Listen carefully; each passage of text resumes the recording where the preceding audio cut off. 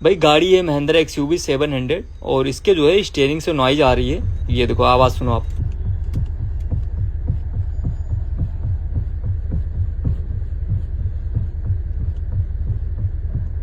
ठीक है, तो देखते हैं क्या प्रॉब्लम है, क्या इसका आई शाफ्ट गया है या फिर स्टीयरिंग रैक में प्रॉब्लम है।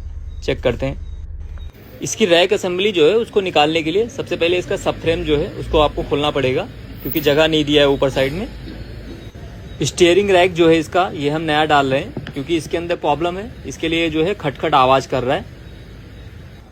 ये इसका जो है राइट हैंड साइड का इंजन माउंट है एंड देख सकते हो इसके अंदर जो है ये देखो फ्री प्ले कितना ज़्यादा हो गया है। इसके लिए जो है अंदर साइड वाइब्रेशन भी फील हो रहा था गाड़ी में। नया वाला जो है कुछ इस तरह होता है।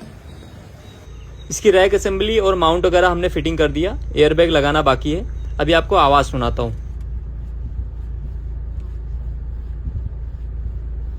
देख रहे हो आवाज़ एकदम गायब हो गई।